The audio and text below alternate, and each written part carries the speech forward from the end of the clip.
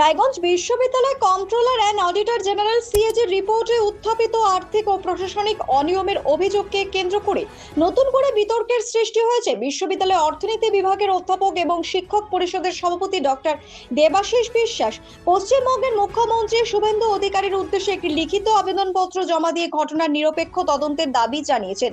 আবেদনপত্রে অধ্যাপক দেবাশিস বিশ্বাস উল্লেখ করেছেন, সিএজির অডিট রিপোর্টে বিশ্ববিদ্যালয়ের বিভিন্ন ক্ষেত্রে আর্থিক অনিয়ম, টেন্ডার প্রক্রিয়া লঙ্ঘন, প্রশাসনিক স্বচ্ছতার অভাব এবং সরকারি অর্থ ব্যয়ের ক্ষেত্রে একাধিক প্রশ্ন তোলা হয়েছে।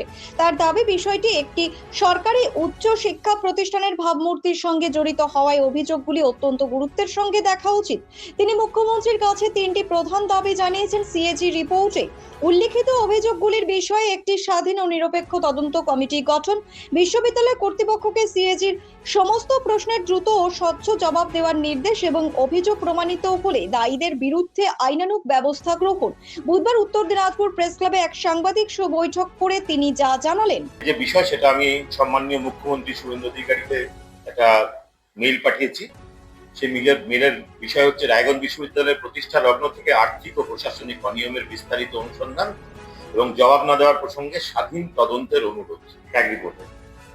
তো এখানে রিপোর্টের যেটা 9 সেপ্টেম্বর অডিটের সময়কাল হচ্ছে কি 2015-16 থেকে 2022-23, একটা বিস্তীর্ণ সময়।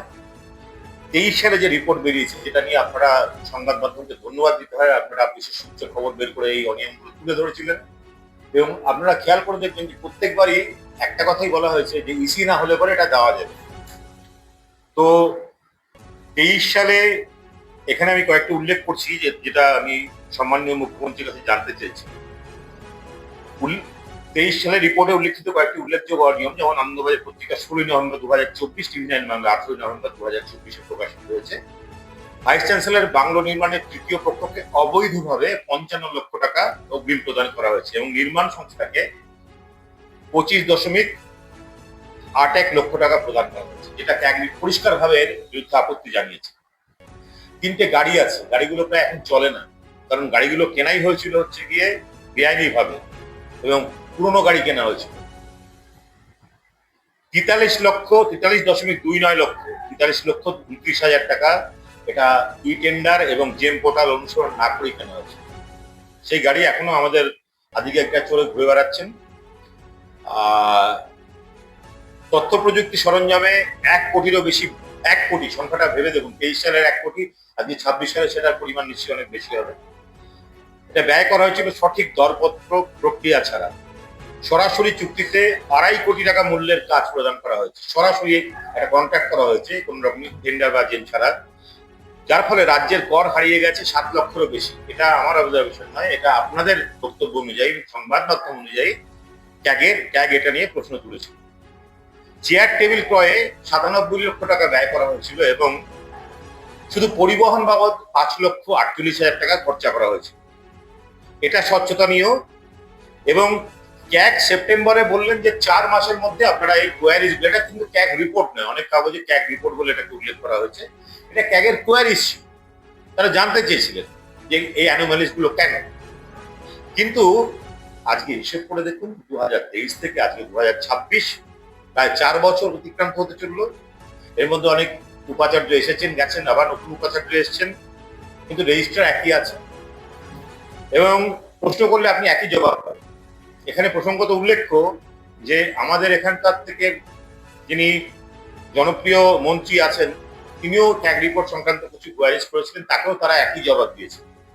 এখন আমরা চাইছি আপনাদের মাধ্যমে যে এই দুর্নীতির পর্দা ফাঁস হোক এবং আমার বিশ্বাস যে আমাদের সৎ জনপ্রিয় জনপ্রতিনিধি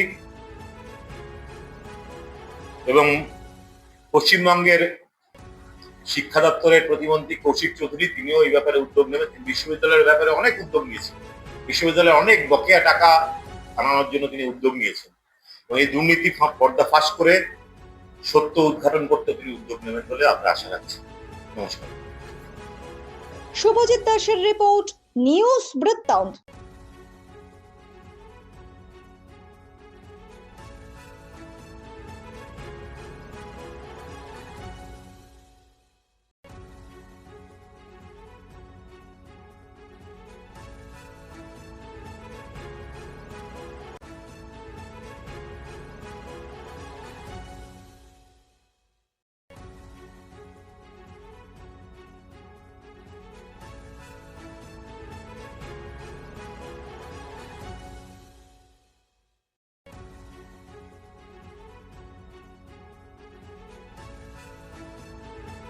আপনার জীবনের সমস্ত প্রতিকূল পরিস্থিতির অবসান ঘটাতে আজই আসুন স্বর্গীয় জ্যোতিষ গবেষক ও তন্ত্র সাধক অলোক কর্মকারের সুযোগ্য পুত্র ও একমাত্র শিষ্য সঞ্জয়ের কাছে, যিনি আসাম বঙ্গীয় জ্যোতিষ ও তন্ত্র সোসাইটি দ্বারা জ্যোতিষ রত্ন উপাধিতে সম্মানিত। তাই আজই আসুন বংশানুক্রমিক ও সুদক্ষ জ্যোতিষ প্রতিষ্ঠানে। আপনার পরিবারের সুস্বাস্থ্যের ঠিকানা স্পেকট্রাম হেলথকেয়ার ডায়াগনস্টিক্স। এখানে প্রতিদিন বিভিন্ন ডাক্তার ও প্রতি মাসে হায়দ্রাবাদের বিভিন্ন অভিজ্ঞ ডাক্তার বসেন। 3D 4D আল্ট্রাসোনোগ্রাফি ও অন্যান্য পরীক্ষা নিরীক্ষা সহ সব ধরনের রক্ত পরীক্ষা করা হয়। সব রকম ওষুধপত্র পাওয়া যায়। এছাড়া রক্ত পরীক্ষা করতে হোম সার্ভিসের ব্যবস্থা আছে। বিস্তারিত জানতে ফেসবুক ও ইনস্টাগ্রামে আমাদের পেজ ফলো করুন। ছোট ছোট অনুভূতির স্মৃতিগুলো থেকে যায় সব সময় আদরে। কুকু কুকু কিরে হলো? আসছি। লকডাউন সময় তো হয়ে এলো। কিছু স্মৃতির ভাজেই তোলা থাকে শুভারম্ভে প্রাপ্তি। 50 বছরের অভিজ্ঞতায় আগ্নেশ্বর জুয়েলার্স, নিখুঁত গয়নার কারিগরি। Agneshwar jewellers, NS road, Raiganj. রাত হোক বা দিন, নিউরো এমার্জেন্সি সময় দেখে আসে না। হঠাৎ মাথায় আঘাত, স্ট্রোক বা অচেতন হয়ে যাওয়া, প্রতিটি মুহূর্তই অমূল্য। কারণ এখানে সময়ই সবচেয়ে বড় চিকিৎসা। এবার রায়গঞ্জেই উপলব্ধ অ্যাডভান্সড নিউরোসার্জারি সুবিধা।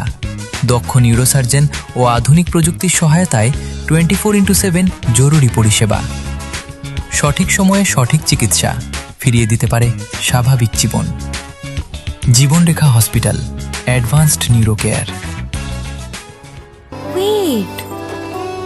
So this was your wedding look. Oh my god, Tammy, you look pretty. Dhaka থেকে যখন আইছিলাম, এ হগল আমার মা আমারে পরাইয়া দিছিল।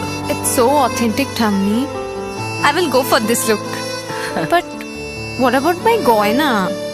সাদা রঙের রুমালটিতে গোলাপি রঙের কাজ, সব মিলিয়ে দারুণ হবে। নতুন কনের সাজ। আমার গয়না আমার শ্রী ঢাকা জুয়েলার্স, আভিজাত্যের গয়না। Shishu Mangal child development centre and research institute, এখানে রয়েছেন developmental paediatrician doctor Nilanjan Mukherjee. সমস্ত রকম ভ্যাকসিনেশন কিন্তু তিনি নিজে হাতে করেন। এছাড়া রয়েছে নেবুলাইজেশনের ব্যবস্থা।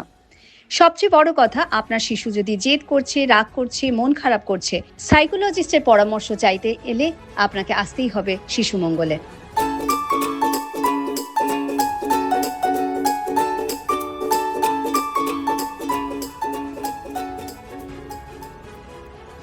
हमें अपनी बारीक कारीगरी से सजाने के लिए शुक्रिया। बारीक कारीगरी की रीत जो बनाए सोने को सेनको खुशियों की रीत।